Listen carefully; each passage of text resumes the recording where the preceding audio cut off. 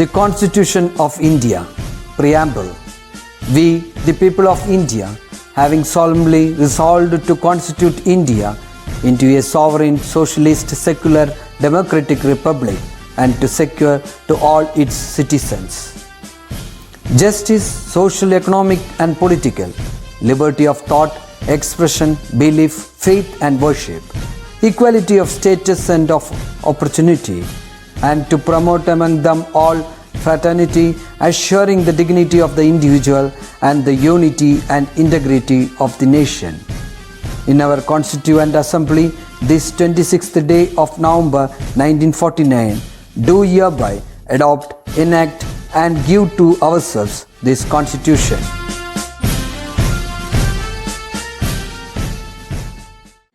Hello my dear children, happy welcome to all. കഴിഞ്ഞ ആഴ്ച 8ാം ക്ലാസ്സിലെ കുട്ടികൾക്ക് വേണ്ടി നമ്മൾ ഗൂഗിൾ മീറ്റ് സംഘടിപ്പിച്ചിരുന്നു. അപ്പോൾ അങ്ങനെ ഗൂഗിൾ മീറ്റ് വഴി 8ാം ക്ലാസ്സിലെ കുട്ടികളെയൊക്കെ കാണാൻ പറ്റി, എല്ലാ ഡിവിഷനിലെ കുട്ടികളെയും കാണാൻ പറ്റി. ഒരുപാട് ന്യൂ സ്റ്റുഡൻസ് ഉള്ള ഒരു ക്ലാസ് ആണ് 8th സ്റ്റാൻഡേർഡ് എന്ന് പറയുന്നത്. അപ്പോൾ പുതിയ കുട്ടികളെയൊക്കെ പരിചയപ്പെടാനായിട്ട് പറ്റി, ഒരുപാട് സന്തോഷം. സത്യം പറഞ്ഞാൽ നിങ്ങളെ ഞങ്ങളിവിടെ സ്കൂളിൽ ഒരുപാട് മിസ് ചെയ്യുന്നുണ്ട്. നിങ്ങളില്ലാതെ ഇവിടെ ക്ലാസ് എടുക്കുക എന്ന് പറയുമ്പോൾ ഭയങ്കര ബുദ്ധിമുട്ടാണത്. അപ്പൊ ഗൂഗിൾ മീറ്റ് വഴി നിങ്ങളൊക്കെ കാണാൻ പറ്റിയതിൽ ഒരുപാട് സന്തോഷമായി, നിങ്ങളോട് സംസാരിക്കാൻ പറ്റിയതിൽ. എല്ലാവരും നല്ല ആക്റ്റീവായി, ഭയങ്കര എക്സൈറ്റ്മെന്റോട് കൂടിയൊക്കെ ആയിരുന്നു ഗൂഗിൾ മീറ്റിൽ വന്നിട്ടുണ്ടായിരുന്നത്. കുറെ പേരൊക്കെ നന്നായി സംസാരിച്ചു, പാട്ടൊക്കെ പാടിത്തന്നു. അപ്പൊ വളരെ ഹാപ്പി ആയി ശരിക്കും നിങ്ങളോട് സംസാരിക്കാൻ പറ്റിയതിൽ. കുറെ കുട്ടികളൊക്കെ വളരെ നല്ല രീതിക്ക് തന്നെ റെസ്പോണ്ട് ചെയ്തിട്ടുണ്ടായിരുന്നു. ഇനിയും ഇതേപോലെയുള്ള ഗൂഗിൾ മീറ്റ് ഒക്കെ വെക്കണം എന്നുള്ള അഭിപ്രായത്തോടു കൂടിയൊക്കെ മുന്നോട്ട് വന്നിട്ടുണ്ടായിരുന്നു. അപ്പൊ തീർച്ചയായിട്ടും നമുക്ക് ഇനിയും ഇതേപോലെയുള്ള ഗൂഗിൾ മീറ്റ് ഒക്കെ സംഘടിപ്പിക്കാം. ഓക്കെ, അപ്പോൾ നിങ്ങൾക്കും കഴിഞ്ഞ ആഴ്ചത്തെ ആ ഒരു ഗൂഗിൾ മീറ്റ് കൊണ്ട് ഒരുപാട് സന്തോഷമായി. ക്ലാസ്സിലെ കൂട്ടുകാരെയൊക്കെ പരിചയപ്പെടാൻ പറ്റിയതിൽ, സബ്ജക്ട് ടീച്ചേഴ്സിനെയൊക്കെ കാണാൻ പറ്റിയതിലൊക്കെ ഒരുപാട് സന്തോഷമായി എന്ന് വിചാരിക്കുന്നു. ഞങ്ങൾക്കും തീർച്ചയായിട്ടും ഒരുപാട് സന്തോഷമായി, ഞങ്ങളുടെയും സന്തോഷം അറിയിക്കുന്നു. ഓക്കെ, സോ വെർച്വൽ ക്ലാസ് തുടങ്ങി നമ്മളിപ്പോൾ 3 ചാപ്റ്ററോളം കംപ്ലീറ്റ് ചെയ്തു ഫിസിക്സിൽ.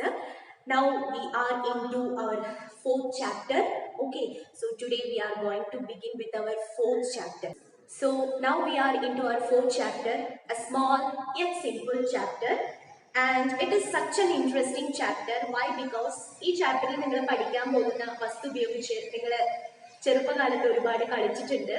അതേപോലെ ഈ വസ്തുവിന്റെ പ്രോപ്പർട്ടീസ് ഒക്കെ കണ്ടിട്ട് നിങ്ങളുടെ ചെറുപ്പകാലത്തൊക്കെ ഒരുപാട് അത്ഭുതപ്പെട്ടിട്ടുണ്ടാവും. ഓക്കെ, അങ്ങനെ ഒരു വസ്തുവിനെ കുറിച്ചാണ് നമ്മൾ ഈ ചാപ്റ്ററിൽ പഠിക്കാൻ പോകുന്നത്. Can you guess what it is? Yes, it is magnet. Okay, so our 4th chapter is all about magnets. So what about our 4th chapter? Yes, magnetism. Our 4th chapter is magnetism. So our 4th chapter is magnetism. So magnetism means here we are going to deal with magnets. അപ്പോൾ എവിടെയൊക്കെയാണ് നിങ്ങൾ magnets കണ്ടിട്ടുള്ളത്, അല്ലെങ്കിൽ എവിടെയൊക്കെയാണ് magnets നമ്മൾ daily ലൈഫിൽ use ചെയ്യുന്നത് എന്നറിയോ?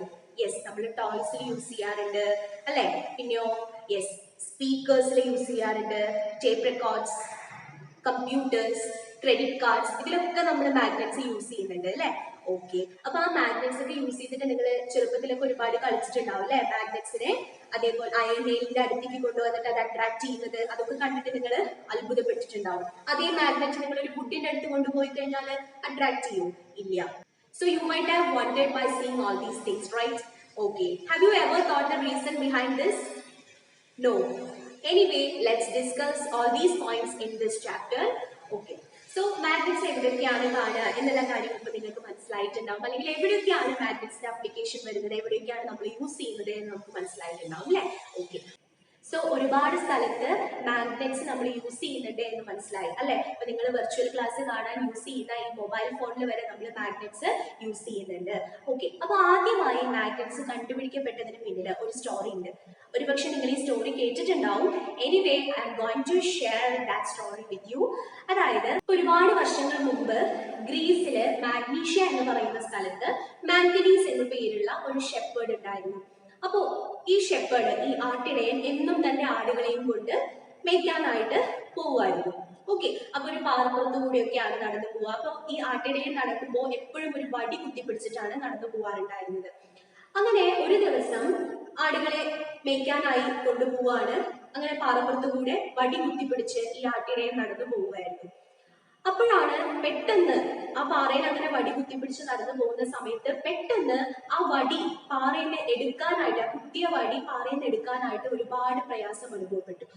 അപ്പൊ അത് എന്തുകൊണ്ടാണെന്ന് മനസ്സിലായില്ല. പാറയിൽ നിന്ന് എന്തോ ഒരു ഫോഴ്സ് അതിനെ വലിക്കുന്ന പോലെ, ആ വടീനെ അവിടെ പിടിച്ചു നിർത്തുന്നത് പോലെ ആട്ടിടയന് അനുഭവപ്പെട്ടു. അപ്പൊ എന്താ അതിന്റെ പിന്നിലുള്ള കാര്യമെന്ന് ആലോചിച്ച് ആട്ടിടയൻ അത്ഭുതപ്പെട്ടു പോയി. അപ്പൊ ആ വടിയുടെ താഴ്ഭാഗത്തായിട്ട് ചെറിയൊരു കഷ്ണം ഇരുമ്പ് അതിൽ ഘടിപ്പിച്ചിട്ടുണ്ടായിരുന്നു.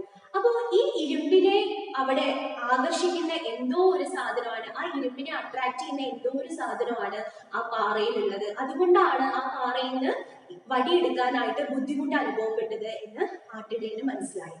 അങ്ങനെ ആ ഭാഗത്തെ പാറ കുഴിച്ചു നോക്കിയപ്പോഴാണ് ഇരുമ്പിനെ അട്രാക്ട് ചെയ്യാൻ കഴിവുള്ള മാഗ്നറ്റ് ആണ് അവിടെ ഉണ്ടായിരുന്നത് എന്ന് പിന്നീട് മനസ്സിലായത്. ഓക്കെ, ഇങ്ങനെയാണ് ആദ്യമായി മാഗ്നറ്റ് കണ്ടുപിടിക്കപ്പെട്ടത് എന്നാണ് പറയുന്നത്. ഒരുപക്ഷെ നിങ്ങളിൽ ചിലരെങ്കിലും ഈ സ്റ്റോറി ഇതിനു മുൻപ് കേട്ടിട്ടുണ്ടാവും. അപ്പൊ ഞാനത് ഒന്നുകൂടെ ഷെയർ ചെയ്തു എന്ന് മാത്രമേ ഉള്ളൂ. നിങ്ങൾ UP ക്ലാസ്സിലൊക്കെ പഠിച്ചിട്ടുണ്ടാവും. അപ്പൊ അത് അറിയാത്തവർക്ക് വേണ്ടി ഒന്നുകൂടെ ഞാൻ ഈ സ്റ്റോറി ഷെയർ ചെയ്തു എന്ന് മാത്രമേ ഉള്ളൂ. Okay, so our fourth chapter is all about magnetism. അതുകൊണ്ട് തന്നെ മാഗ്നറ്റ്സിനെ കുറിച്ച് പഠിക്കുക എന്ന് പറയുമ്പോൾ എല്ലാവർക്കും ഭയങ്കര ഇൻട്രസ്റ്റ് ആയിരിക്കും അല്ലേ? So it is such an interesting chapter. So first let's learn the classification of magnets. ആദ്യമായിട്ട് നമുക്ക് മാഗ്നറ്റ്സിന്റെ ക്ലാസിഫിക്കേഷനെ കുറിച്ച് പഠിക്കാം. Okay, so actually magnets are classified into two, that is natural magnets and artificial magnets. So listen children, magnets can be classified into two, that is natural magnets and artificial magnets. So as the name indicates, natural magnets are magnets obtained directly from nature. Okay, nature direct ആയിട്ട് obtain ചെയ്യുന്ന മാഗ്നറ്റ്സിനെയാണ് നമ്മൾ natural magnets എന്ന് പറയുന്നത്. For example, limestone, which is also called magnetite. Okay, natural magnetന് ഒരു example ആണ് limestone. അതിന്റെ വേറൊരു പേരാണ് magnetite. Now, the second type of magnets, that is artificial magnets. So, magnets made by people. As the name indicates, it is the magnet made by people. Man-made magnets are artificial magnets and they are made of alloy like alnico. So, artificial magnets alnico alloy use ഉണ്ടാക്കുന്നത്. Okay, alnico എന്ന് പറഞ്ഞു കഴിഞ്ഞാൽ കെമിസ്ട്രിയിൽ നിങ്ങൾ elements പഠിച്ചിട്ടുണ്ടാവും, like aluminium, nickel, cobalt. Okay, അപ്പൊ അതിന്റെ ഒരു മിക്സ്ചറിനെയാണ് നമ്മൾ അൽനിക്കോ എന്ന് പറയുന്നത്. അപ്പോൾ alloy of alnico that is used to make artificial magnets. So actually artificial magnets, they are made in different size and shape. Okay, അപ്പോൾ ഈ പല ഷേപ്പിലും പല സൈസിലും നിർമ്മിച്ചിട്ടുള്ള ആർട്ടിഫിഷ്യൽ മാഗ്നറ്റ്സ്, അതിന്റെ ഷേപ്പും സൈസ് ഒക്കെ നോക്കിയിട്ടാണ് നമ്മൾ അതിനെ പല പല പേരുകൾ വിളിക്കുന്നത്. So now let's try to identify some of the artificial magnets. Okay, so here we have a type of artificial magnet and ഇതിന്റെ ഷേപ്പ് വെച്ചിട്ട് നമ്മൾ ഇതിനെ പറയുന്ന പേര് ബാർ മാഗ്നറ്റ് എന്നാണ്. Okay, so this is the first type of artificial magnet. This is known as bar magnet. Okay, now the second one, yes, this is actually the magnetic needle. Okay, magnetic needle, artificial magnet, you see the needle ആണ് magnetic needle, and this will indicate the north south direction. Okay, now the third type of artificial magnet, yes, this is the horseshoe magnet. അല്ലേ, അപ്പോൾ U എന്ന് പറയുന്ന ആ ഒരു ഷേപ്പിലാണ് ഇത് നിൽക്കുന്നത് അല്ലേ. So this is horseshoe magnet അല്ലെങ്കിൽ U type magnet എന്നും പറയും. Now the next one, yes, this is ring magnet, of course, ring magnet. And the last type of artificial magnet, yes, this is disc magnet. അപ്പോൾ അതിന്റെ shape വെച്ചിട്ട് നമുക്ക് പറയാൻ പറ്റും this is disc magnet. So these are the different types of artificial magnets. Okay, അപ്പോൾ നമ്മൾ ഇവിടെ ഇതിന്റെ ഷേപ്സ് വെച്ചിട്ടാണ് അതിനെ പല പല പേരുകൾ വിളിക്കുന്നത്. So in this chapter we introduced magnets. We classified magnets into two, that is natural magnets and artificial magnets, and also we came across different types of artificial magnets, right? Now let's learn the properties of magnets. ഇനി നമുക്ക് magnets ന്റെ properties നെ കുറിച്ച് പഠിക്കാം.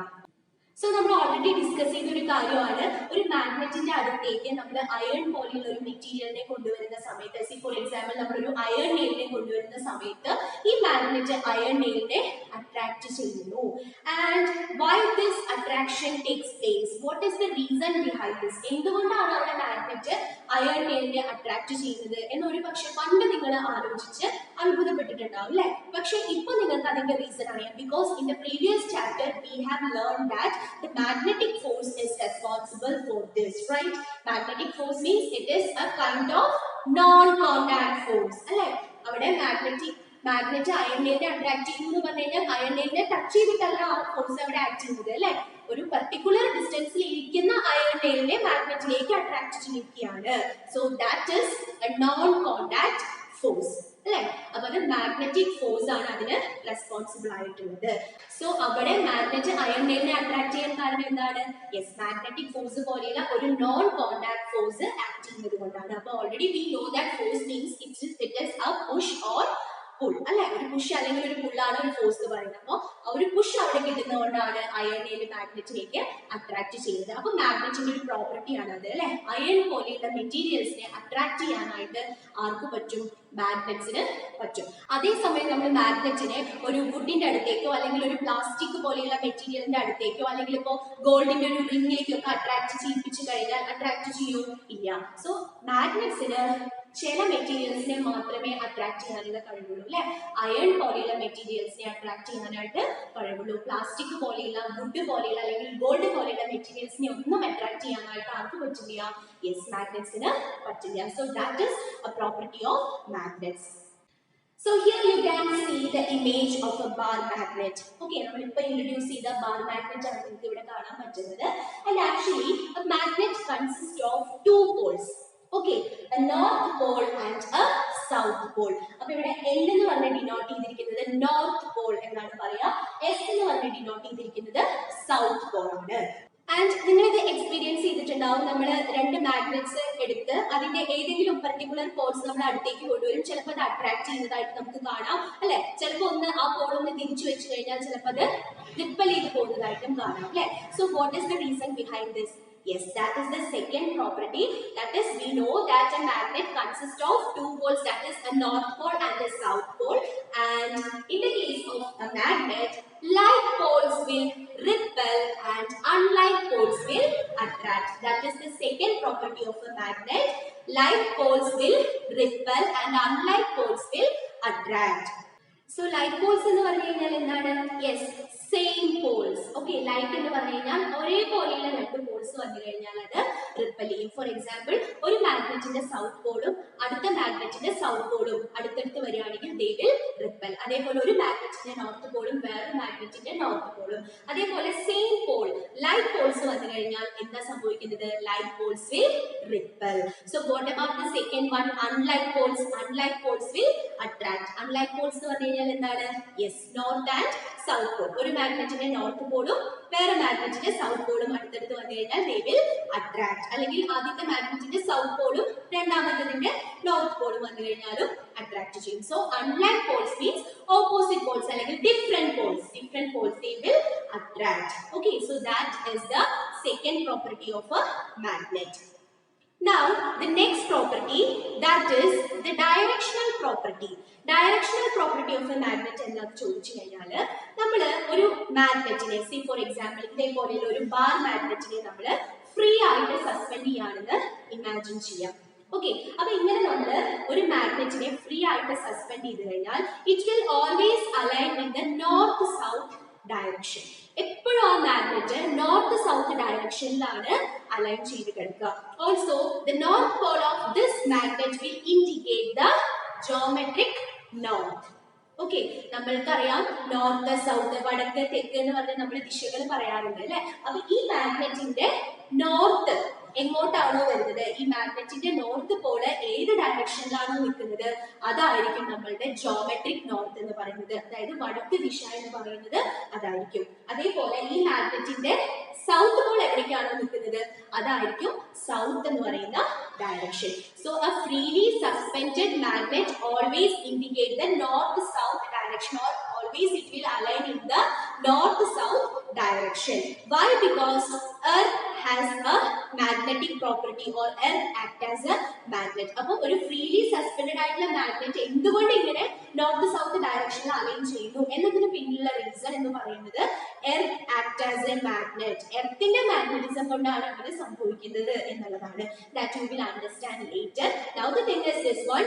A freely suspended magnet always align in the north south direction. അപ്പോൾ ഇങ്ങനെ ഒരു freely suspended ആയിട്ടുള്ള മാഗ്നറ്റ് ഉണ്ടെങ്കിൽ അതിന്റെ നോർത്ത് പോള് നോർത്ത് ഡയറക്ഷനിൽ സൗത്ത് പോള് സൗത്ത് ഡയറക്ഷനെയാണ് ഇൻഡിക്കേറ്റ് ചെയ്യുക. അപ്പൊ എവിടെയാണോ നോർത്ത് പോൾ ഏത് ഡയറക്ഷനിലേക്കാണോ നിൽക്കുന്നത് that will be the north direction, and എവിടേക്കാണോ സൗത്ത് പോൾ നിൽക്കുന്നത് that will be the south direction.